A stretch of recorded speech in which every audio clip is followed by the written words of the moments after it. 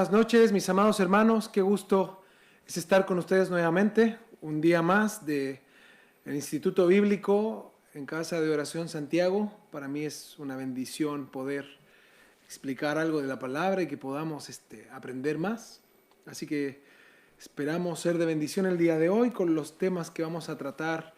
Y ahí le invito, como ya lo hemos dicho otras semanas, ¿no? Con su Biblia, su cuaderno ahí concentrado, podamos tener esta oportunidad de ser ministrados por la palabra de Dios, aclarando dudas, conceptos, ideas, y luego terminando esto, viene ese proceso del arrepentimiento, ¿verdad? De decir, bueno, Señor, yo creía esto, hacía esto, así que ayúdame ahora no tan solo a cambiar mis ideas que ya están claras por medio de tu palabra, sino que a arrepentirme de lo que hice y caminar en una nueva dirección. Antes de comenzar con los temas de hoy, vamos a orar, a dar gracias a Dios para que podamos partir en orden. ¿Qué les parece?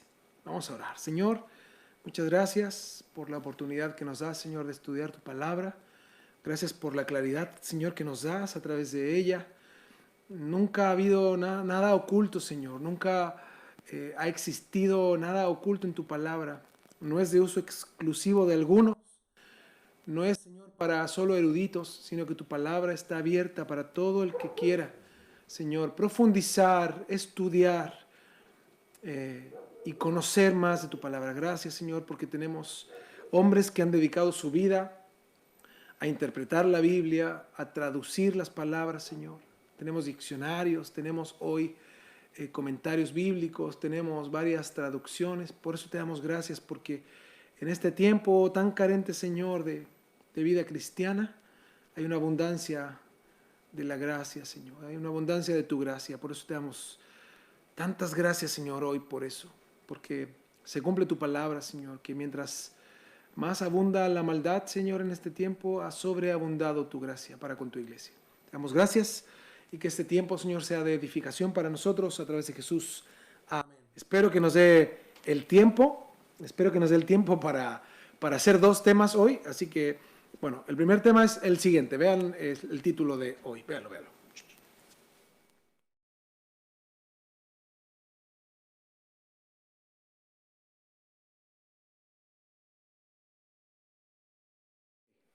¿Qué tal? ¿Qué piensan?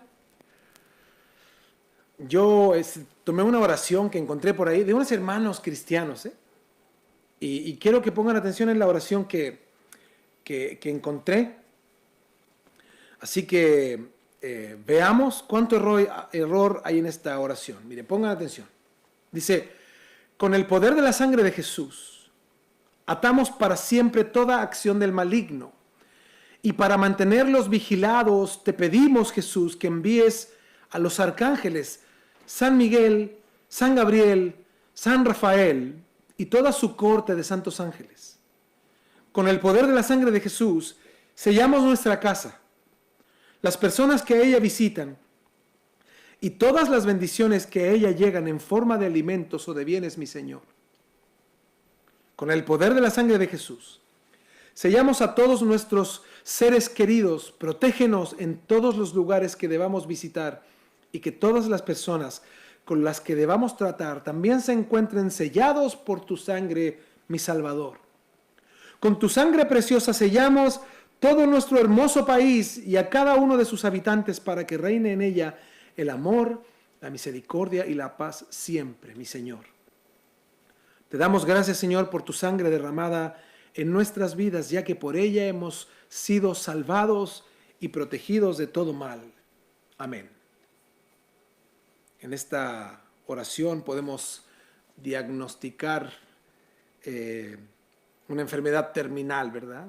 Esto está bastante grave. Aquí nos damos cuenta de una carencia total de la verdad del Evangelio y cómo la gente ora, incluso invocando ángeles, arcángeles, vigilando a los demonios, a Satanás, y pidiendo que la sangre casi rocíe todo lo que hacen, todo lo que dicen, donde van, a sus familiares, etcétera, etcétera. Entonces es bastante curioso, ¿verdad? Escuchar esto. Pero lo más triste de esta situación es que muchos cristianos hoy hablan del mismo modo. invocan la sangre de Cristo y usan la sangre de Cristo para cualquier propósito. Es por eso lo importante de entender este tema, de lo que tiene relación a la sangre de Cristo, a invocar la sangre de Cristo, o cuál es el uso bíblico respecto a la sangre de Cristo para que podamos salir de este error y Dios nos ayude a enmendarlo y a arrepentirnos de lo que hemos hecho mal. Vamos a leer Mateo 26, 28. Búsquelo, por favor. Mateo 26, 28.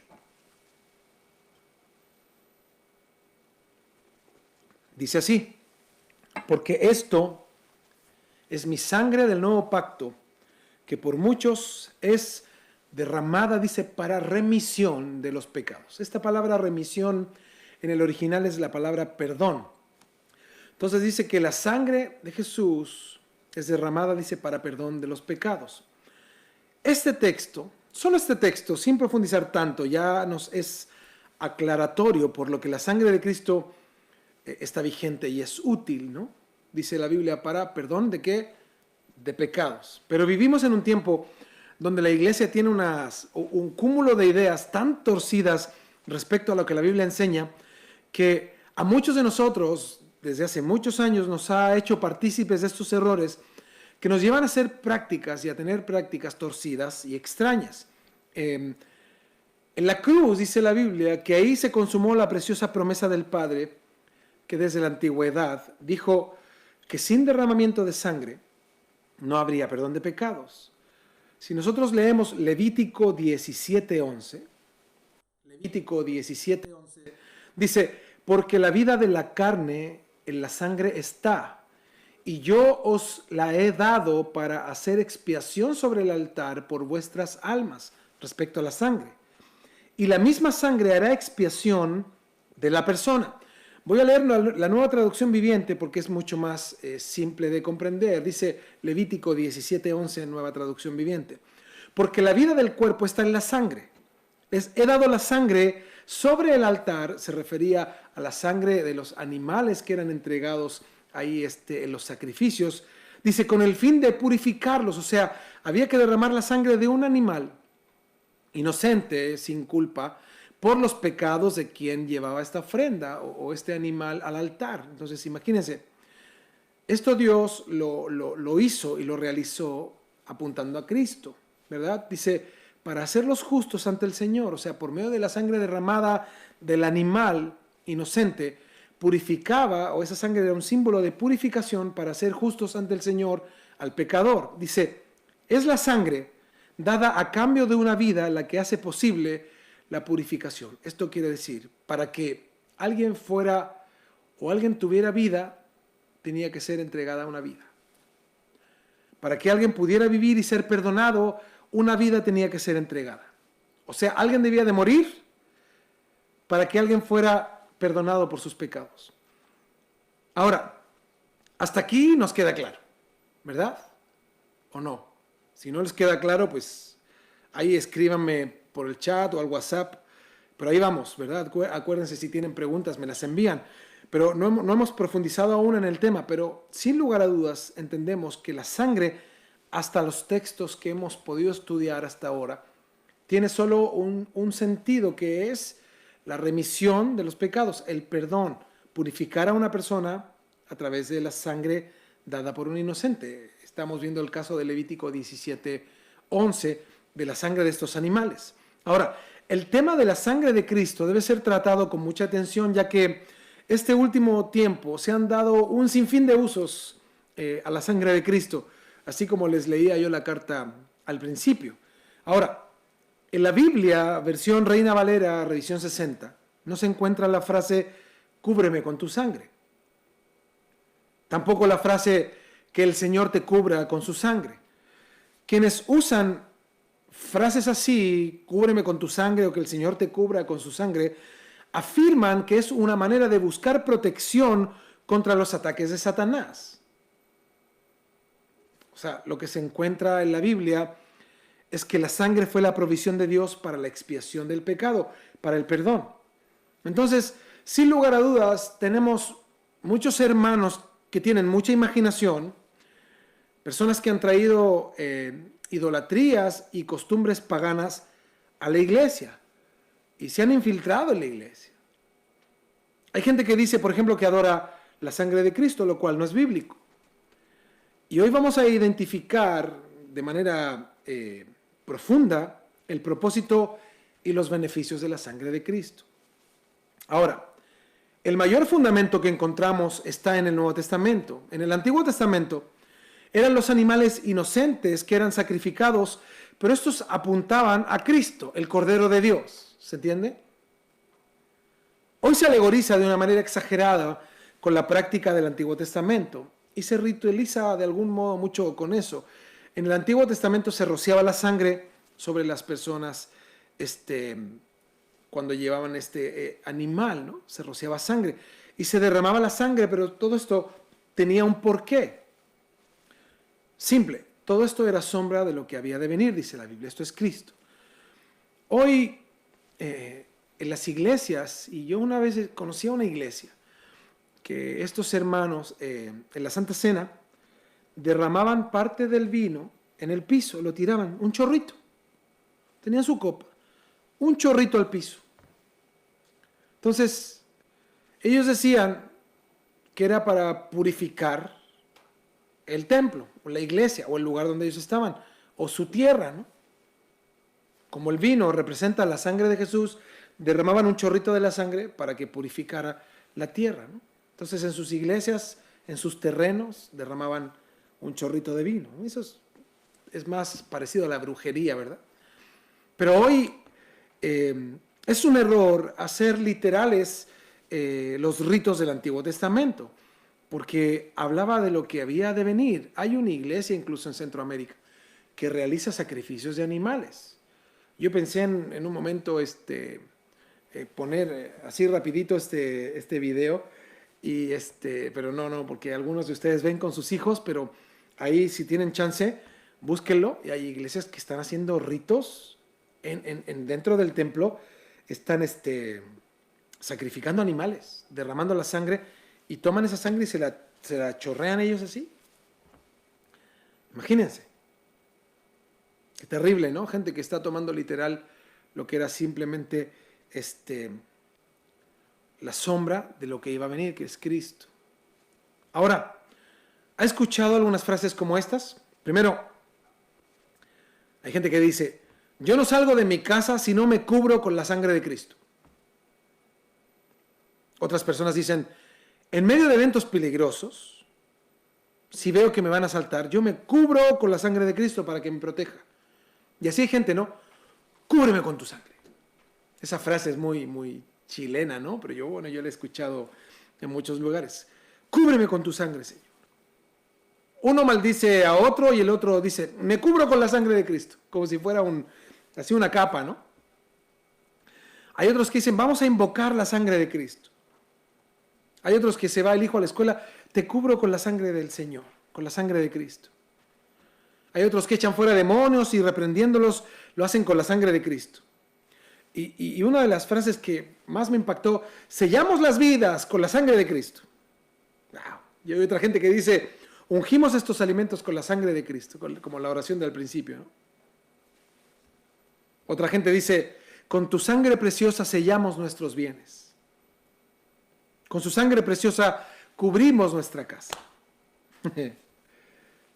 Qué curioso, ¿no? Hoy, desgraciadamente, la superstición ha invadido la iglesia. Y no tan solo la invadió, se quedó.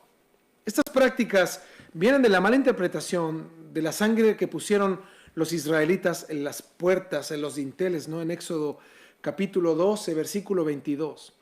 Yo le voy a leer la Nueva Traducción Viviente y voy a explicar algo al final. Voy a ponerles ahí una imagen al final y voy a explicar un poco. Dice Éxodo 12, 22. Dejen escurrir la sangre en una vasija, porque ellos para poder comer la Pascua, que así se denominó este evento, era la última de las plagas en Egipto, que era el Señor iba a enviar la muerte, y en las casas donde en el dintel de la puerta estuviera sangre, o hubiera sangre, iba a pasar de largo. Entonces, ¿qué tenían que hacer ellos? Tenían que sacrificar un animal, vaciar su sangre en una vasija y comerse ese animal con hierbas amargas y con pan sin levadura. La Pascua, que es lo mismo que celebró Jesús. Fíjense, la sangre derramada para que la muerte no tocara a las personas. Jesús celebra la Pascua y Él es muerto, ¿no? Derramada su sangre para el perdón de pecados.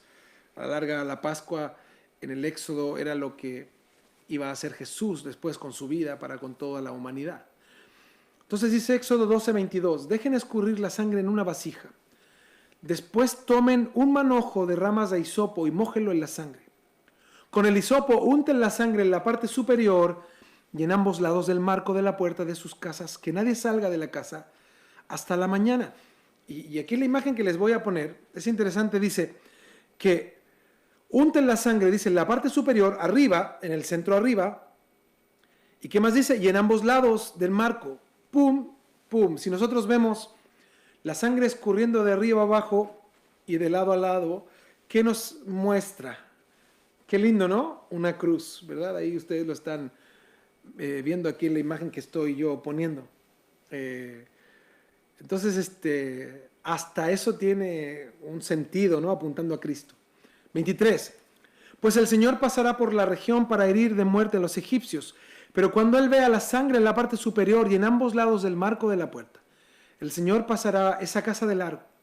No permitirá que su ángel de la muerte entre en las casas de ustedes y las hiera de muerte. Fíjense, el significado de esto era la protección de la muerte de los primogénitos. O sea, la protección no era para la casa, era para los que estaban en la casa. ¿Se entiende?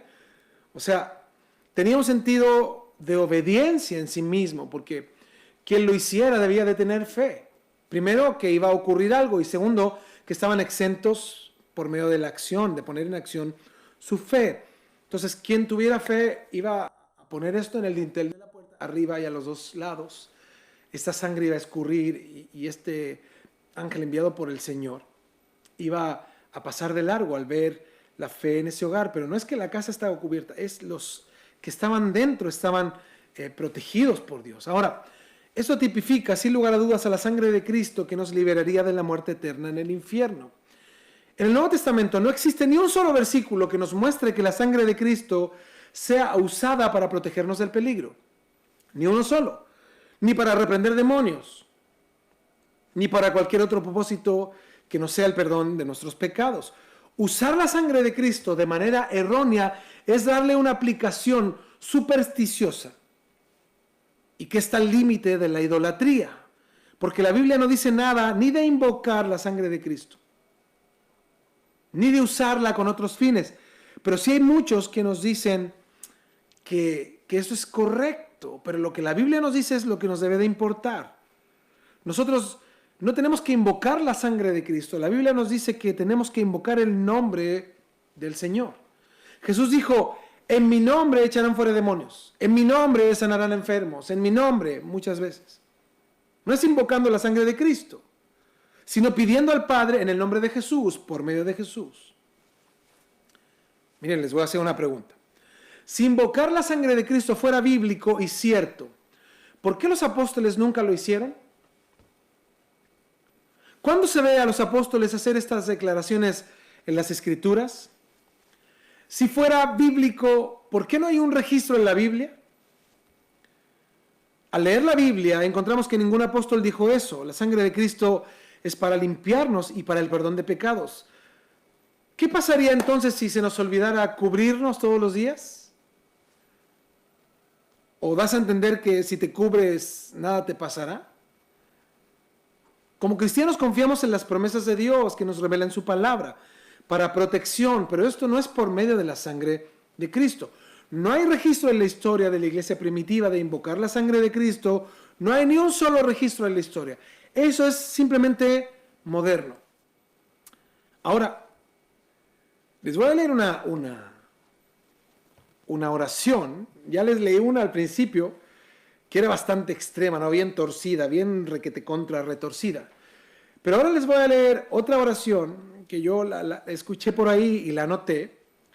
Y esta oración, si es de una persona que conocía el pastor que yo oí como hablaba esta oración. Entonces es algo que es muy cercano y fíjense cómo esta persona plantea respecto a la sangre de Cristo su apreciación personal. Miren, veamos. La oración dice: Señor Jesús, hoy quiero que selles mi vida personal junto con todas mis pertenencias. Protejo mi salvación con tu preciosa sangre. Protejo mis sentimientos y mis inquietudes para estar seguro de alcanzar la respuesta a mis necesidades. Protejo mi corazón con la sangre de Cristo para que no entre ningún espíritu de rencor, de amargura o de miedo. Hasta aquí hasta suena bonito, ¿verdad? Suena como bien espiritual. Protejo con tu sangre mi voluntad para que esté presta a hacer el bien. Protejo mi mente para que entren solo pensamientos de gozo y paz. Protejo con tu sangre mi cuerpo para que reciba salud y sea protegido del pecado y las enfermedades, del adulterio y de accidentes. Protejo con tu sangre mi pasado para que toda herida que me haga daño sea sanada. Protejo mi presente para que todas mis actividades sean cubiertas con tu sangre protectora. Protejo mi futuro y proyectos para que sean libradas de los ataques del enemigo. Protejo a mis familiares y amigos con tu sangre. Protejo mi economía para que se derrame abundantemente en mi vida. Sello mis deudas para que el devorador huya y desaparezca. Bien torcido, ¿no? Lo que dice. Es como un charquicán, ¿no? Esa es una comida muy chilena que usan un poco de todo. Invoco tu sangre preciosa sobre mí y protejo mis palabras. Decreto y declaro que tu sangre preciosa me haga invisible cuando se nos acerque el enemigo. O sea, el diablo lo va a andar buscando, ¿no? Va a andar así, ¿dónde se fue? Y nos permitas vencerlo por medio de tu sangre. Me coloco con todo mi ser bajo la sangre de Cristo y sello con todo mi ser para ser libre del mal. Rompo y destruyo con la sangre de Cristo toda intervención del mal y les prohíbo comunicarse entre ellos. O sea, los va a dejar mudos. Gracias, Señor, por tu gloriosa sangre. Qué increíble, ¿no? Podemos en verdad darnos cuenta que se escucha bien, pero para el que ignora la palabra, para el que no sabe nada de la palabra de Dios, para el que es absoluto ignorante en lo que la Escritura dice, esto le puede sonar bien. Es más, está dispuesto a imitarlo porque para una persona que no conoce el Evangelio va a escuchar esta oración y se va a apropiar de ella. Porque le está generando ideas que no se le habían pasado por la cabeza. Esto de hacer mudos a los demonios es una idea nueva. ¿Y por qué les digo? Y no queriendo ser irónico, al contrario. Pero a quien conoce un poquito de la palabra se da cuenta que todo esto está torcidísimo. Cuando nosotros entendemos que como cristianos estamos llamados a practicar lo que la Biblia dice y no a practicar lo que la gente comenta o la gente cree, tenemos una responsabilidad entonces. Tenemos una responsabilidad y esa responsabilidad es conocer la Escritura. Ahora, ¿cuándo se metió esta idea a la iglesia? Ya vimos que no aparece en el Antiguo Testamento, no aparece en el Nuevo, no aparecen los apóstoles, no aparece en la iglesia primitiva, pero sí apareció en la iglesia moderna. Entonces esto es una idea moderna. A alguien de repente se le ocurrió hablar de esto, malinterpretar la sangre de Cristo, el uso de su sangre, y la gente comenzó a repetirlo. Y muy probable este inicio comenzó con una persona de autoridad o con mucha autoridad dentro de la iglesia, y los demás pensaron que esto era cierto, y así se transformó en una doctrina o en un dogma. Yo siempre considero y pienso que muchas veces juzgamos a católicos, a testigos de Jehová, a mormones, porque sin lugar a dudas ellos están en el error y tienen ideologías torcidas y idolatría y sus prácticas no son de Dios, pero si nos damos cuenta, los evangélicos hay cosas en las que estamos peor. Porque creemos que tenemos la verdad, pero muchos cristianos evangélicos practican cosas que son antibíblicas, que son terriblemente paganas. Sé que muchos han practicado y algunos de ustedes hasta practican eso ahora, pero debemos entender que la palabra de Dios nos dará claridad y el Espíritu de Dios nos ministrará la verdad. Y si el Espíritu Santo está en ti, como lo hemos estudiado muchas semanas ya, dice que Él nos va a guiar a la verdad y a la justicia. Miren, en Apocalipsis 12:10 hay un solo versículo que habla acerca de la sangre de Cristo y vamos a ver el contexto y el sentido en el cual lo está hablando. Apocalipsis 12:10 dice: entonces oí una gran voz del cielo que decía: ahora ha venido la salvación, el poder y el reino de nuestro Dios y la autoridad de su Cristo, porque ha sido lanzado fuera el acusador, hablando de Satanás. Dice, ha sido lanzado fuera el acusador de nuestros hermanos, el que los acusaba delante de nuestro Dios día y noche. Dice el 11, y ellos le han vencido por medio de la sangre del cordero, o sea, a causa del derramamiento de la sangre, porque han sido lavados, perdonados, redimidos, limpios de su pecado por la sangre de Cristo. Dice, y ellos le han vencido por medio de la sangre del cordero y de la palabra del testimonio de ellos, y menospreciaron sus vidas hasta la muerte. Bueno, este texto muchos lo interpretan como que invocaron la sangre del cordero y los protegió, y hasta suena bien respecto a lo que se cree. Pero este versículo habla lo siguiente: si la sangre de Cristo no hubiese sido derramada en esa cruz, las acusaciones de Satanás de que somos pecadores ante Dios hubieran tenido efecto. La sangre de Cristo en los creyentes anula las acusaciones de Satanás delante de Dios. Ahora, porque nuestros pecados han sido perdonados y borrados por toda la eternidad, el acusador no tiene efecto ante Dios. ¿Sí se entiende? Lo que hizo la sangre fue perdonar nuestros pecados, por eso el acusador frente a Dios no tiene argumentos, porque no somos salvos por nuestros méritos, sino por la sangre de Cristo que nos lavó de nuestros pecados. Ahora, la sangre del cordero en este texto se refiere a la muerte de Cristo en la cruz. Y la palabra del testimonio de ellos quiere decir que al vivir el evangelio hasta la muerte, ahora la muerte no tiene autoridad sobre los creyentes. Porque cuando muere uno, lo que muere es solo el cuerpo. Porque el cuerpo vuelve al polvo y nuestra vida está guardada en Dios. Hay una paráfrasis de estos versículos que me gusta mucho y se las quiero leer. Dice, ellos le han vencido por medio de la muerte de Cristo en la cruz porque sus pecados han sido lavados por su sangre.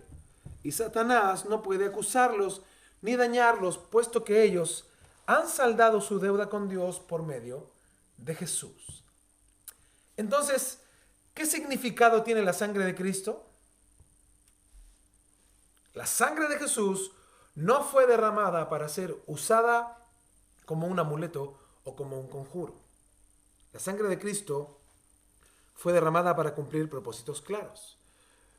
Y siempre estos propósitos están vinculados a su sacrificio, el perdón de nuestros pecados, ya que de todo esto no se puede desligar en lo absoluto. Por lo tanto, los propósitos de la sangre de Cristo son redención, salvación, reconciliación con Dios, purificación, limpieza en nuestra conciencia, limpieza de nuestros pecados, entre otras cosas. Yo les quiero mostrar algunos ejemplos para que tengamos claro estos conceptos. Vamos a Efesios 1:3. Búsquelo, por favor. Efesios 1:3. Dice así: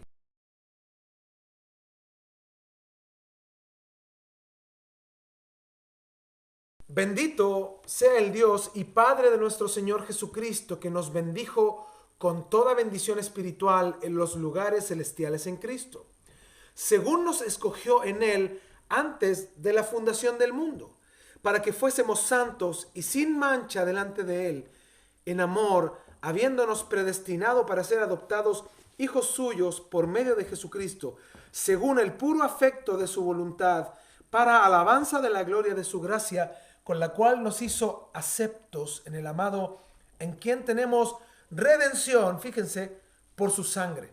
La palabra redención es una palabra que significa pagar un rescate. Esta palabra se usaba cuando las personas piadosas compraban esclavos, iban y compraban un grupo de esclavos, los llevaban a su propiedad y los hacían libres. No los compraban para que siguieran siendo esclavos, sino para liberarlos. De ahí viene esta palabra, redención. Por eso dice, en quien tenemos redención por su sangre, el perdón de pecados según las riquezas de su gracia. En quien tenemos el pago de nuestra libertad, su sangre preciosa. Ese fue el precio para el perdón de pecados. Como Dios lo estableció así desde el principio, ¿no? La sangre de un animal inocente para el perdón de los pecados en Israel tipificaba a Cristo, la sangre inocente del Hijo de Dios, quien no tuvo pecado. Su sangre redimió nuestras vidas. Su sangre, al ser derramada, perdonó nuestros pecados. Y aquí es donde vemos, como les decía, la relación con los sacrificios de animales inocentes que eran entregados y degollados por los pecados de quien llevaba el animal, ¿no? Un animal inocente pagando por un culpable. Su sangre era derramada y ese era el pago. Y es increíble cómo Cristo cumple todo lo que se establecía en la ley para con nosotros el día de hoy. Es por eso que quien usa la sangre de Cristo como un conjuro extraño, como un amuleto, como algo que no tiene relación con lo que realmente la palabra enseña, que no tiene relación ni con el perdón, ni con la redención del ser humano, no tan solo comete un error, sino que raya en hacer un conjuro, en estar haciendo algo contra la palabra de Dios. Vamos a otro texto, Romanos 5:8. Búsquelo, por favor. Romanos 5:8. Dice, mas Dios muestra su amor para con nosotros, en que siendo aún pecadores, Cristo murió por nosotros, pues mucho más, estando ya justificados en su sangre, por él seremos salvos de la ira. O sea, no participaremos del juicio de Dios. Estamos exentos del juicio de Dios por su sangre. Eso es glorioso, ¿no? Por eso dice que aquí hemos sido o estamos justificados, ya dice, en su sangre. Esta palabra justificado significa declarar a alguien sin deuda. O sea, por medio de su sangre estamos sin deuda ante Dios. Estamos justificados ante Dios por medio de Jesús, de su sangre. Por eso Romanos 5:1 tiene un texto que conocemos mucho que dice, justificados pues por la fe tenemos paz para con Dios por medio de nuestro Señor Jesucristo. O sea, cuando alguien se arrepiente de corazón es lavado en la sangre de Cristo. Y esto tiene relación, si meditamos un poco con el bautismo. El bautismo en el Espíritu es estar sumergido. Y de algún modo nosotros cuando tenemos este proceso de donde somos renovados, este proceso del nuevo nacimiento, sin lugar a dudas también somos ahí sumergidos, lavados en la sangre de Cristo y somos justificados para con Dios. Ya no tenemos deuda, no tenemos culpa de condenación por Jesús. Y ya no pasaremos por el juicio de Dios porque nuestros pecados fueron borrados por medio de la sangre de Cristo. Otro, Hebreos 9:13. Hebreos 9:13. Dice, porque si la sangre de los toros y de los machos cabríos, los animales que se ofrecían en los sacrificios, y las cenizas de la becerra rociadas a los inmundos, a los pecadores, santifican para la purificación de la carne. Estamos leyendo solo el 13, vamos a leer el 14 para complementar. Y es interesante esto, ¿se acuerda que leímos que desde los tiempos de Moisés, ellos tomaban unas ramas, hacían un hisopo, y ponían la sangre en un lebrillo y untaban ahí la rama para rociar la sangre en la Pascua? Y la primera referencia que se hace respecto a la sangre es evidentemente la que estábamos platicando, en la Pascua, donde se ponía la sangre en el dintel de la puerta. Pero luego vemos en Éxodo 24, en que el pueblo da holocaustos a Dios y Moisés toma la sangre de las ofrendas de paz que trajo el pueblo y echó esa sangre en un lebrillo también y comenzó con un hisopo a rociar la sangre sobre el pueblo. Esto lo hizo Moisés como una señal de pacto de Dios para con su pueblo, y el pueblo respondió que obedecería la palabra de Dios. En el Antiguo Testamento se narra que una vez al año entraba el sumo sacerdote al lugar santísimo para hacer expiación por los pecados. Esta palabra expiación significa reconciliación. Este acto se hacía de entrar él al lugar santísimo Y él llevaba sangre, y esto era para limpiar los pecados del pueblo, para poder reconciliarlos con Dios, tener comunión nuevamente con Dios. Levítico 16:14 dice así: tomará luego de la sangre del becerro y la rociará con su dedo en el lado oriental del propiciatorio, y delante del propiciatorio esparcirá con su dedo 7 veces de aquella sangre. O sea, 7 veces iba a derramar sangre. Cuando la sangre era rociada en el propiciatorio, el perdón de todos los pecados era culminado. Y todos los pecados pasados eran cubiertos. Como el sumo sacerdote salía del lugar santísimo con vida, el pueblo sabía que Dios había aceptado el sacrificio y que sus pecados habían sido perdonados por todo un año. Es más, pese a todos sus errores, Israel nunca dudó que Dios sí les perdonaba. Ahora, solo como un agregado, notemos que Moisés roció a Israel con la sangre en señal de pacto. Y esta figura es la que ha tomado la Iglesia Católica, ¿no? Los sacerdotes para bendecir a las personas. Toman, según ellos, agua bendita o alguna preparación y la rocían a la gente. Qué increíble, ¿no? El propósito, cómo se transforma algo que es realmente santo, puro, en una figura dogmática que no tiene relación con lo que la Biblia enseñaba. Es increíble, ¿verdad? Entonces, volviendo, el sacerdote entraba al lugar santísimo y rociaba con la sangre, y simbólicamente los pecados eran cubiertos. Entraba y untaba sangre y eran simbólicamente cubiertos. Ponga atención en eso. Porque a la larga el pecado permanecía en la gente. Porque esto era solo un perdón temporal. Este perdón duraba un año. Y esto ocurría porque la sangre de los animales no tiene poder para borrar los pecados. Solo cubrían el pecado temporalmente. Por esta razón, la sangre de Cristo es tan increíble. El sacrificio perfecto de Jesús hizo la obra completa, no una obra temporal, sino eterna. Nuestros pecados han sido perdonados una vez y para siempre. Wow, qué hermoso, ¿verdad? Hebreos 9:14, por favor, búsquelo. Hebreos 9:14. Voy a leer el 13 y el 14, ¿ok? Para que entendamos el contexto. Dice: porque si la sangre de los toros y de los machos cabríos, los animales que se ofrecían en los sacrificios, y las cenizas de la becerra rociadas a los inmundos, a los pecadores, esta era la ceniza que quedaba de los sacrificios ahí en el atrio, y esta se les rociaba a algunos de ellos, dice, santifican para la purificación de la carne. Fíjense lo que dice el 14. ¿Cuánto más la sangre de Cristo, el cual mediante el Espíritu eterno se ofreció a sí mismo sin mancha a Dios, limpiará vuestras conciencias de obras muertas para que sirváis al Dios vivo? La sangre de Cristo pagó el rescate. Hemos sido declarados sin deuda ante Dios, justificados. Y ahora dice el texto que por medio de la sangre Él limpió nuestra conciencia.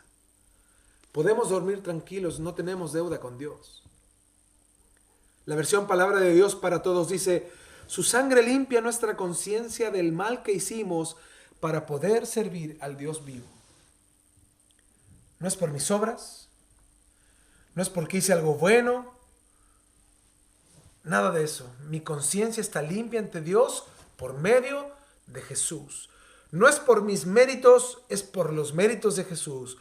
Es por esto mi dependencia, ¿no?, de Jesús, porque mi deuda impagable la pagó Jesús, y por medio de Él puedo orar, doblar mis rodillas, irme a algún rincón de mi casa y dar gracias a Dios por su obra grandiosa.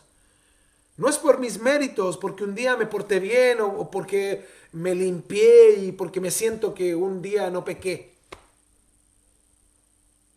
No, es por sus méritos. Él me ha limpiado y estoy agradecido y lleno de gozo por eso, reconociendo mi incapacidad completa y mi completa suficiencia de Cristo.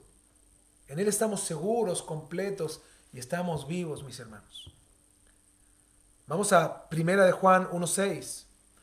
También la Biblia nos exhorta que su sangre nos libera de la culpabilidad. Dice 1 de Juan 1:6.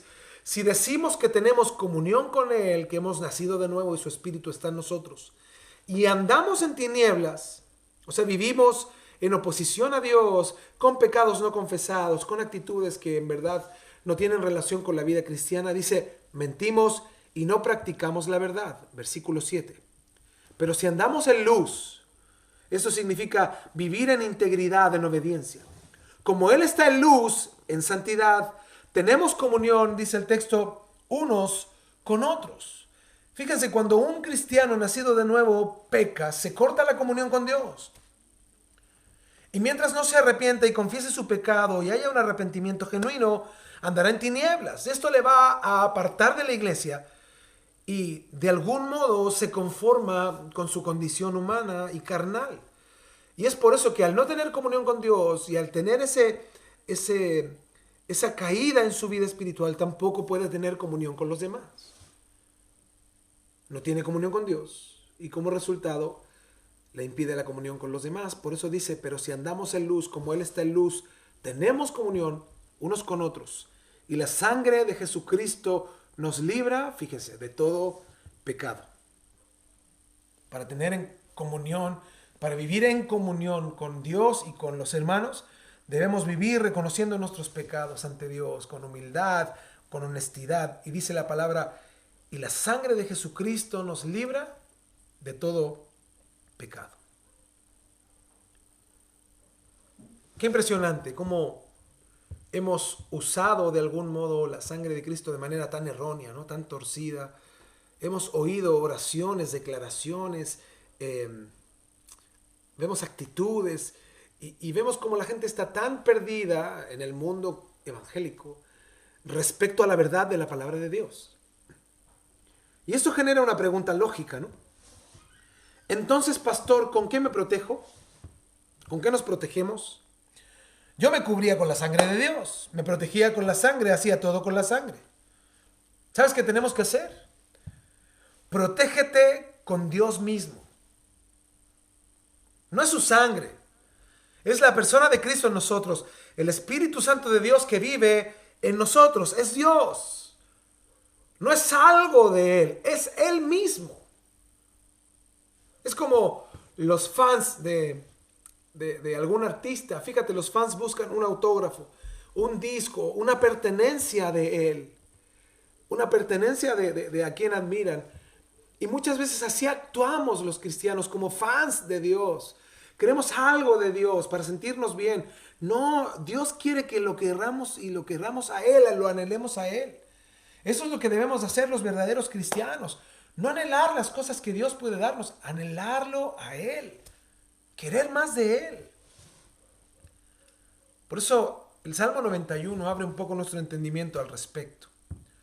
Yo lo voy a leer en la Nueva Traducción Viviente, usted en la versión que tenga, y vamos a ir ahí encontrándonos en el camino. Salmos 91, del 1 en adelante. Dice así: los que viven al amparo del Altísimo encontrarán descanso a la sombra del Todopoderoso. La versión 60 dice, el que habita al abrigo del Altísimo. Y estas dos versiones y la que usted tenga significa los que viven bajo el amparo. Los que viven en sujeción a Dios. Los que obedecen a Dios. El que está permanentemente bajo el amparo de Dios. Los que están ahí, los que se quedan ahí, encontrarán descanso. Versículo 2. Declaro lo siguiente acerca del Señor. Solo Él es mi refugio, mi lugar seguro. Él es mi Dios y en Él confío. Versículo 3. Te rescatará de toda trampa y te protegerá de enfermedades mortales. Con sus plumas, dice el 4, te cubrirá y con sus alas te dará refugio.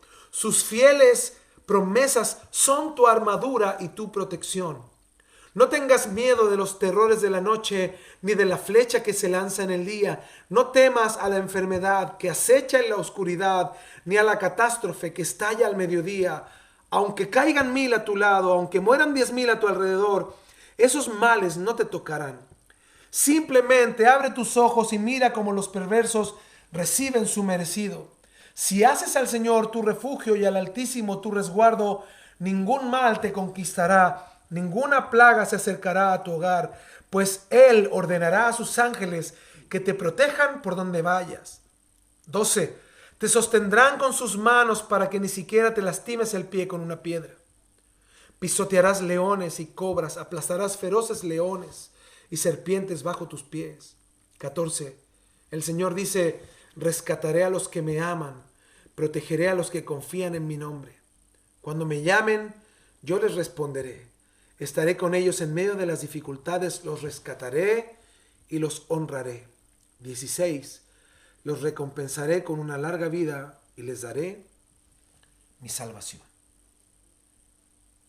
El 16 habla de la verdadera recompensa, del que vive bajo el abrigo del Señor, el que vive con el Señor, el que habita en su presencia. Y dice que la recompensa es Él mismo. Él mismo nos protege, Él mismo nos cuida, Él mismo. Es estar con Él, es vivir con Él, es anhelar estar con Él. Nosotros hoy al vivir por fe nos cuesta a veces dimensionar lo que eso va a hacer, pero mira, imagínate si hablamos de la ciudad celestial, los ángeles, todo lo que hay en la presencia de Dios, tan hermoso, tan grande, tan glorioso. Imagínate cómo es Él. Si lo que Él hizo es glorioso, es grandioso, majestuoso, hermoso, imagínate lo que es Él. Por eso estamos hoy en un tiempo donde para muchos mora la incertidumbre, el miedo, el desconcierto. Vemos hermanos infectados, algunos enfermos y otros que mueren. Debemos saber algo, que si Dios nos libra de todo, Él es bueno. Y si no nos libra, Él es bueno. ¿Sí lo crees? En Romanos 14, Pablo dice, si vivimos, para el Señor vivimos. Si morimos, para el Señor morimos. Sea que vivamos o que muramos, del Señor somos. La Biblia nos habla de que el Señor guardará nuestra vida hasta el último suspiro al que Él en su soberanía destinó para nosotros. Cumpliremos nuestros días. No sabemos cuántos años Dios nos dio. ¿Cuál es nuestro último día? No sabemos, pero al estar bajo el amparo del Señor en esta tierra, Dios estará con nosotros en medio de todo, guardará nuestra vida, nada nos tocará. Él está en control siempre y en todo. Él sabe cuál es nuestro último día. Tú y yo no tenemos idea. Pero sus promesas son que mientras padecemos en esta carne y estamos acá, Él nos guardará. Para que cuando Él nos llame, estemos con Él por siempre. Por eso debemos de vivir cada día como si fuera el último para su gloria. Fíjate, no eres tú, es Él. Y nosotros estamos bajo su protección. Por eso estos textos nos dicen que el que mora bajo su sombra, bajo la protección del Todopoderoso, podrá vivir en descanso, sabiendo que Dios está en control. Conclusión. Cualquier cosa que necesitemos, sanidad, provisión, conocemos a alguna persona que está endemoniada, problemas y tú necesitas el favor de Dios, cualquier cosa, debemos de pedirlo al Padre en el nombre de Jesús. Si quieres salir de tu casa y tienes temor, Señor, aquí estoy. Tu palabra dice que tu Espíritu Santo está en mí. Tú estás conmigo, Señor. No voy a hacer nada malo. Tengo que ir a trabajar. Tú sabes, Señor, que tengo que salir en medio de todo este caos. Guarda mi vida, Señor. Tú estás conmigo. Tu palabra dice que tú guardarás en completa paz aquel cuyo pensamiento en ti persevera. Pues qué promesa, ¿no? Increíble. Nos permite estar en paz, saber que Él está en control. Por eso debemos de creer con todo nuestro corazón que el Señor está con nosotros. Es a Él, su persona, Dios mismo a quien necesitamos que nos guarde, que resguarde nuestra vida. Dios está aquí y está con nosotros para guiar nuestras vidas, para vivir para Él. No invoquemos nunca más la sangre de Cristo, ya que ella fue derramada única y exclusivamente para rescatarnos, limpiarnos de nuestros pecados, justificarnos y poder acercarnos a Dios con una limpia conciencia. Por eso si en algún momento nombras la sangre de Cristo, di Señor, gracias por tu sangre, porque ha perdonado mis pecados y limpiado mi vida. Y eso es. Lo demás está de más. Y yo te quiero invitar a algo. Si en algún momento lo hiciste, diste estas declaraciones y comentaste cosas o dijiste algo que está opuesto a la palabra de Dios, arrepiéntete. Di, Señor, no sabía, perdóname. Aquí estoy a tus pies, Señor, y levántate y sigue adelante. El Señor está contigo. No lo dudes, no lo dudes. Bueno, mis hermanos, ahora vamos con el segundo tema y aquí les dejo el título de nuestro segundo tema.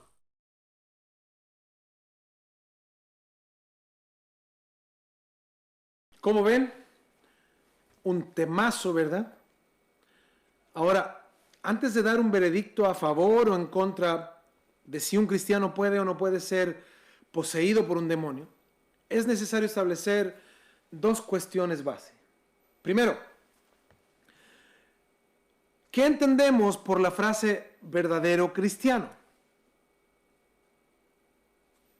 ¿Quién es un verdadero cristiano? Yo creo que la base está en el nacer de nuevo. ¿Cuál es la evidencia del nuevo nacimiento? El carácter de Cristo. Eso ya lo estamos manejando, ¿verdad? La regeneración viene con el carácter de Cristo en formación. Sabemos que esto, sin lugar a dudas, no es de la noche a la mañana, porque es un carácter negándonos y muriendo a lo que éramos y naciendo para Dios, ¿verdad? Como hemos estudiado otras semanas, derribando argumentos y toda altivez que se levanta contra el conocimiento de Dios y llevando cautivo todos nuestros pensamientos a la obediencia a Cristo. Es un proceso, ¿verdad? Pero sin lugar a dudas, la regeneración tiene una evidencia, es el Espíritu Santo en nosotros. Ahora, la segunda pregunta sería, ¿cuál es la naturaleza espiritual de un verdadero cristiano? Ahora, si podemos contestar correctamente estas dos preguntas, automáticamente la respuesta salta sola. Sobre el primer aspecto de esta cuestión, ¿qué entendemos por verdadero cristiano? Debemos diferenciar entre lo que es un verdadero cristiano y un cristiano nominal, o lo que se puede llamar también un congregante, una persona que va a una iglesia. Muchas personas van a la iglesia, sin embargo, no han nacido de nuevo.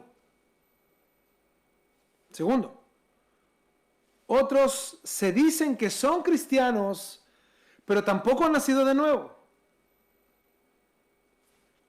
Hay otros que son muy trabajadores, cooperadores en todas las actividades materiales, de tal forma que a veces muestran un espíritu de sacrificio, aún mayor que aquellos que se dicen ser verdaderos cristianos. Pero no han tenido todavía una experiencia, ni tampoco hay una evidencia de una regeneración. Por lo tanto, en estos y otros casos más, por muy religiosa que se muestre la persona, sin embargo, no se puede decir que es un verdadero cristiano. Fíjense, todos los casos que apuntamos tienen relación con el nuevo nacimiento. En ocasiones hay algunos verdaderos cristianos que han tenido la experiencia del nuevo nacimiento, pero llevan una vida mediocre, son niños espirituales. Da la impresión de que todo anda bien, sin embargo, todo anda mal. En estos casos, la persona no tiene de algún modo un sustento de madurez donde pueda estar cubierto de algún modo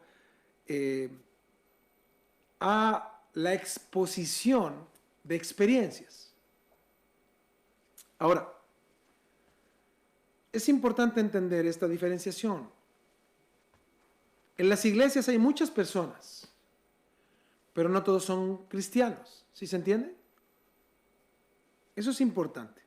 Me explico. Mucha gente va a la iglesia, pero no ha tenido una experiencia de regeneración. Ojo, la regeneración tiene como punto principal el ser habitados, ¿verdad?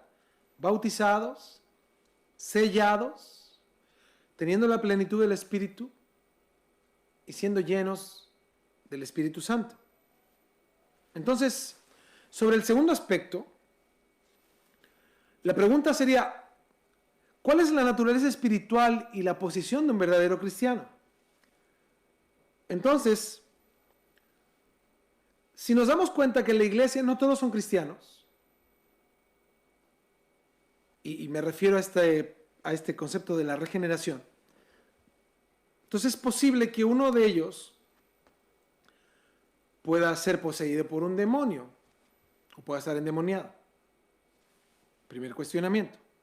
Segundo, cuando una persona tiene este proceso de regeneración por medio del arrepentimiento, este acto no tan solo recibe la gracia salvadora de Dios, sino que al Espíritu Santo.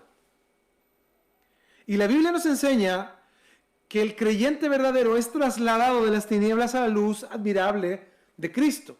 Su naturaleza es cambiada, santificada y participa ahora de la naturaleza divina, ¿verdad? Es convertida en templo de Dios, donde el Espíritu Santo vive en él, hace su morada, y aquí es donde el hombre, ahora en su interior, ¿a quién tiene? Al Espíritu de Dios. Entonces la Biblia no reconoce a ningún creyente que no tenga al Espíritu. ¿Se entiende? Y es donde quiero llegar al primer punto. ¿Cómo nosotros consideramos a un verdadero cristiano? ¿Por lo que trabaja en la iglesia?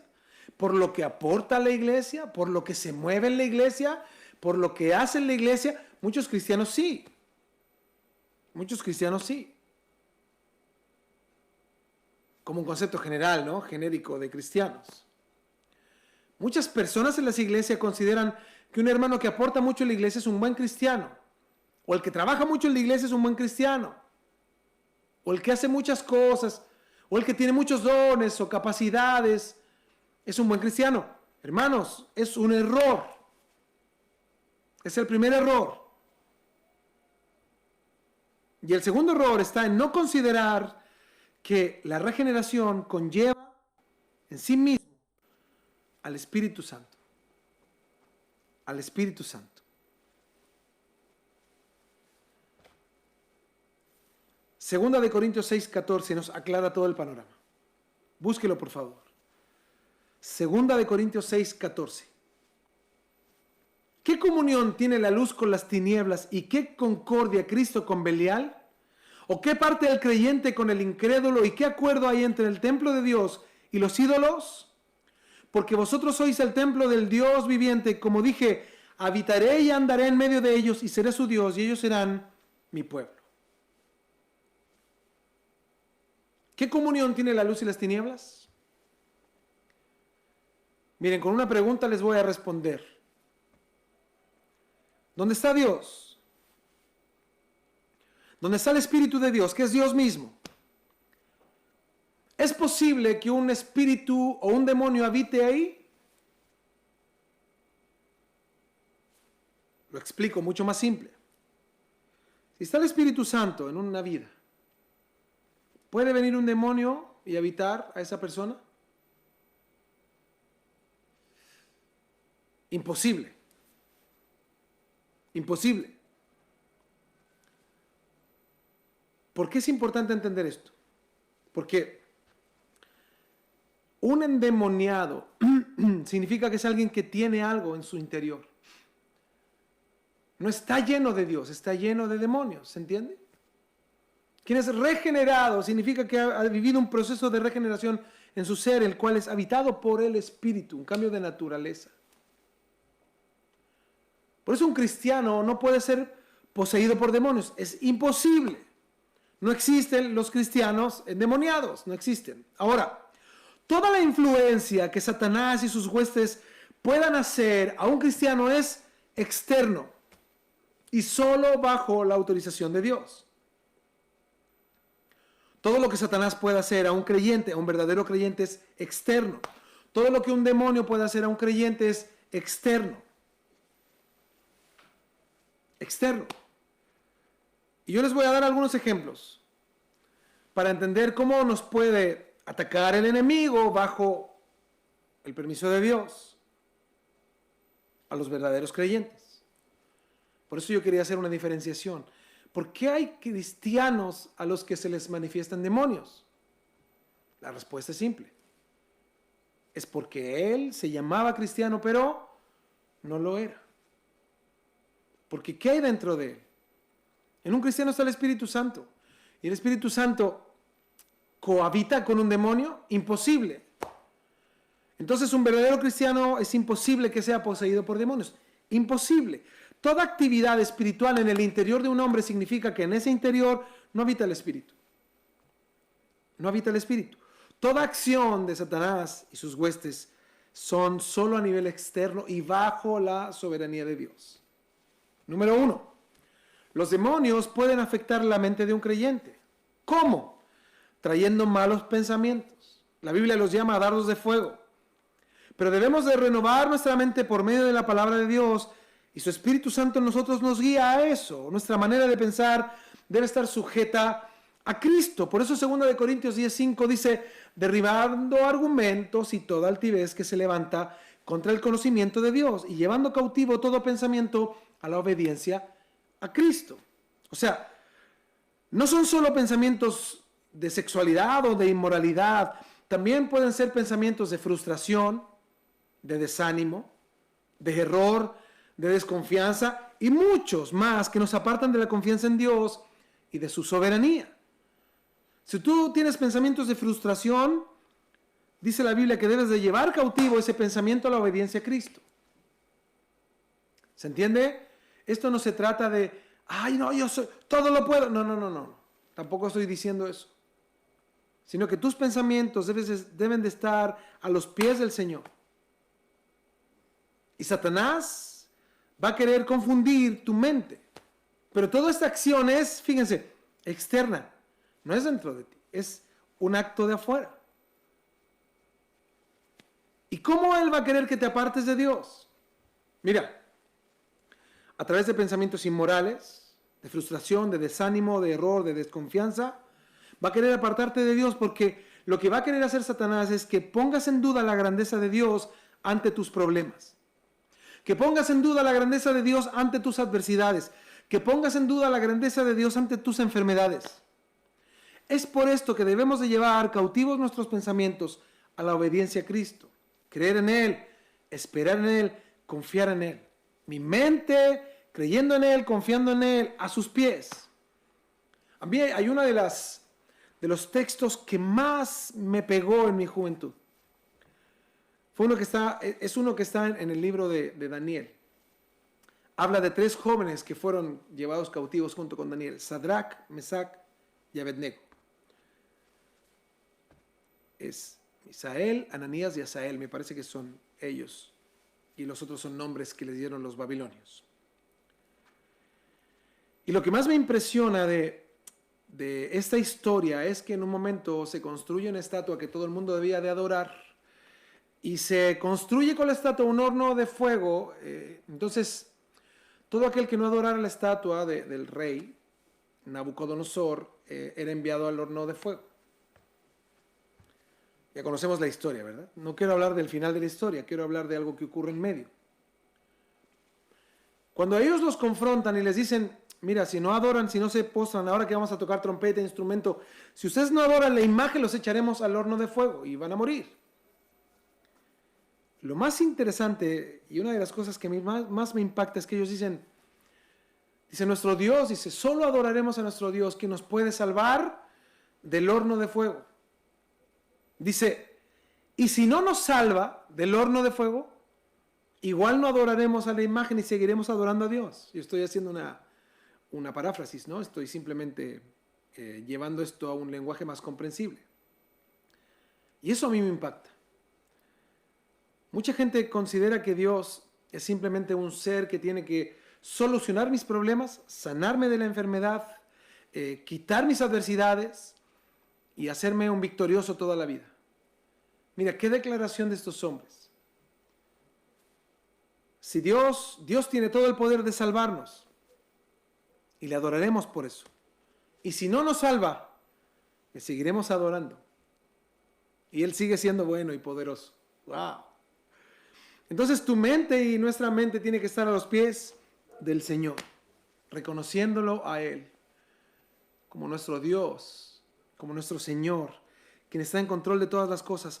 Y cuando vengan los dardos del enemigo a querer confundirnos para que perdamos nuestra esperanza en Dios, Llevemos cautivos todos nuestros pensamientos a la obediencia a Cristo. Número 2. Los demonios pueden tentar a un creyente, pero la ayuda de Dios está a su alcance. Por eso dice 1 Corintios 10:13. Mire, búsquelo. 1 Corintios 10:13. Dice: no os ha sobrevenido ninguna tentación que no sea humana, pero fiel es Dios, que no os dejará ser tentados más de lo que podéis resistir, sino que dará juntamente con la tentación la salida para que podáis soportar. Wow. ¿Podemos ser tentados? Sí, Dios lo va a permitir, claro. Pero, dice el Señor que juntamente con la tentación, o que al permitir que seamos tentados, dice, también nos va a dar la salida para que podamos soportar. Una vez hicimos un estudio de estos textos y nuestra primera conclusión fue que el cristiano debe de aprender a decir no. Esa es la primera salida, ¿no?, de la tentación. A decir no. ¿Es difícil? A veces sí. Pero aprender a decir no es una responsabilidad del creyente. Ante el pecado, ante la tentación, aprender a decir no. Y si la tentación es muy grande, hay que ocupar la técnica de el huir, el correr, el arrancar. El huir, el correr. Como lo hizo José. Dijo, ¿cómo voy a pecar contra mi Dios? Y salió corriendo, como pudo, corriendo. Entonces vimos lo primero. Satanás y sus huestes pueden afectar nuestra mente, nuestros pensamientos, ¿verdad? Pero fíjate, no es porque esté dentro de nosotros, es externo, son pensamientos. Acuérdate que son seres espirituales. Número 2, los demonios pueden tentar a un creyente, pero Dios también da la salida. Número 3, Satanás y sus huestes pueden afligir a un creyente verdadero. Y esto se establece una lucha, ¿no?, en la cual el cristiano puede salir victorioso. Cristo venció a todo y sobre todo, y el enemigo quiere que creas lo contrario. Que nos olvidemos de que Jesús venció, que Jesús pudo soportar la tentación, de que Jesús nos dio la victoria sobre el pecado. Y Él quiere que no consideremos eso. No te olvides que Satanás es padre de mentira. Número 4. El diablo, y en este caso porque Dios lo permitió de manera divina y soberana, y cuando hay un propósito de parte de Dios, puede oprimir al hombre con adversidades, como lo vemos en el ejemplo, por ejemplo, de Job. Es un ejemplo impresionante de cómo un hombre pudo ser afligido y glorifica a Dios. Y esto se torna una lucha espiritual en el hombre para creer que solo en Dios está la fortaleza, la salida, y que creamos en que Dios es soberano.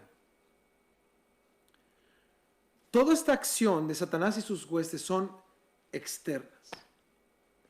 Nada en el interior. Es por eso que un cristiano verdadero es imposible que sea poseído por un demonio. No existen los cristianos endemoniados por el simple hecho, muy básico en el conocimiento de Dios, el simple hecho de que no hay comunión entre la luz y las tinieblas. Si el Espíritu Santo mora en ti, ningún demonio entrará en ti. Es imposible.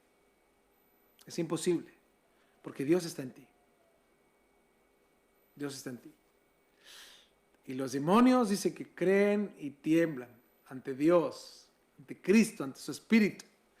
Es imposible que la vida de un verdadero creyente sea habitada o cohabitada entre Dios y los demonios. Imposible. Entonces, ahora bien, el diablo no puede atar a un creyente, no puede tomar ni poseer a un verdadero hijo de Dios. Y hay que tomar una consideración. Me parece que el diablo estaría muy contento si le hiciera creer a los verdaderos hijos de Dios que él todavía tiene potestad sobre ellos. Porque lo que hace el diablo, haciendo creer esto, que él tiene poder sobre los verdaderos hijos de Dios, sume al creyente en un estado de expectación y temor que lo lleva a darle una oportunidad de algún modo a Satanás. Porque al creer eso está cayendo en una trampa. Entonces, Satanás es un mentiroso y no es tema para el creyente. Dice la Biblia que nosotros no debemos de ignorar sus maquinaciones, pero A eso se refiere. Si yo me lleno de Dios, me lleno más de su presencia. No ignoro que Satanás es un ser que tiene poder más que nosotros los humanos. Obvio, él es un ser que no es todopoderoso, que no es omnisciente, omnipresente, es único, pero sí tiene poder. Pero no tiene más poder que Dios, está bajo la soberanía de Dios también. Entonces, lo único que Satanás puede hacer es lo que Dios le permita que me haga. Entonces, ¿a quién debo temer yo? Y me refiero a temer a respeto, a sumo respeto. A Dios. Porque todo lo que Satanás pueda hacerme es lo que Dios le permita a él que me haga. Fíjense. ¿Y tú qué crees que Dios va a querer hacer para con sus hijos? El caso más extremo que vemos es en Job. Es un caso extremo. Pero incluso en ese caso extremo vemos cómo Dios se glorificó en la vida de Job. Entonces, es importante entender que nosotros, los que hemos nacido de nuevo, estamos guardados por Dios. Yo quiero terminar leyendo 1 de Juan 5:18. Dice lo siguiente, 1 de Juan 5:18. Sabemos que todo aquel que ha nacido de Dios no practica el pecado, pues aquel que fue engendrado por Dios le guarda, y el maligno no le toca. ¡Wow! Pues aquel que fue engendrado por Dios le guarda. ¿Quién nos guarda? Dios, porque hemos nacido de nuevo en Él. Él está en nosotros, Él nos guarda, nos cuida, y el maligno dice, no le toca. ¿Por qué no nos toca? Es porque Dios está en nosotros. Ahora, todo lo que nos ocurre es la voluntad de Dios. ¿Se entiende? Por eso Él no nos toca, porque ya no vivimos a expensas de Satanás. Ahora vivimos en la voluntad de Dios. Todo lo que vivamos, si le buscamos de todo corazón, será su perfecta, santa y soberana voluntad. ¿Cómo ven? Dios es bueno, es grande, más de lo que podemos considerar, imaginar y pensar. Así que mis hermanos, si tienen alguna duda al respecto, yo les invito a que me manden ahí al WhatsApp o si quieren aquí en el Facebook escribir algunas preguntas y nosotros lo estudiamos, lo analizamos y podemos darles respuesta a algunas de ellas. Así que muy contento un día más de acompañarles. Vamos a orar por estos temas y vamos a dar gracias a Dios. ¿Qué les parece? Vamos a orar. Señor, te damos gracias por la oportunidad que nos das, Señor, de estudiar de tu palabra estos dos temas. El error primero que hay dentro de la iglesia de invocar la sangre de Cristo, atribuyéndole, Señor, no tan solo poder, sino, Señor, usándola como un amuleto, como una protección, y tanto error en tu iglesia, Señor. Perdónanos y ayúdanos, Señor, a vivir una vida que te honre a ti, viviendo bíblicamente. Por eso te damos gracias, porque abres nuestro entendimiento. Y segundo, Señor, gracias porque por tu palabra tenemos la certeza de que no hay nada que pueda entrar a nosotros. Todo, Señor, lo que pueda hacer Satanás es externo y en tu soberana voluntad. Ni siquiera Él tiene poder, ni potestad, ni autoridad de tocarnos, Señor, si no es que tú lo permitas. Por eso, Señor, te damos gracias porque vivimos en paz al respecto, sabiendo de que tu Espíritu Santo está en nosotros. Vive en nosotros tu Espíritu, tú mismo, Señor, en nosotros. Y eso nos da la paz de saber que no hay nada que entre en nosotros. Al contrario, Señor, vivimos llenos del anhelo, con la plenitud de tu Espíritu, queriendo vivir más para ti cada día. Por eso te damos gracias. Te pido por mis hermanos ahí en casa, Señor, si han practicado o han creído algunas de estas ideologías, te pido nos perdones y nos ayudes, Señor, ahora en estos temas que vamos estudiando, que nos das libertad y nos das comprensión, poder vivir ahora en tu palabra. Te damos gracias. Gracias por este tiempo que tenemos a través de estos medios poder estudiar. Te damos gracias por lo que has hecho y te rogamos, Señor, podamos practicar tu palabra y darte gracias por lo que has hecho. Te amamos y te bendecimos con todo nuestro corazón. A través de Jesús oramos. Amén. Amén. Bueno, mis hermanos, cuídense. Dios les guarde, Dios les bendiga. Nos vemos pronto, si el Señor así lo permite. Y no se olviden que seguimos los días martes con el culto familiar, los devocionales, los días viernes con el Instituto Bíblico, mi esposa con mujeres los días jueves. Hay devocionales para niños, clases, semanas saltadas, y el domingo desde temprano, desde las 11 estén ahí conectados, por si a veces transmitimos unos minutos antes o unos minutos después. Dios los bendiga. Les insto a que se suscriban al YouTube, compartan las predicaciones, las enseñanzas, y que podamos ser edificados y seguir siendo edificados por el Señor. Les amo, el Señor. Cuídense. Un abrazo a todos, que estén bien. Nos vemos. Adiós, adiós.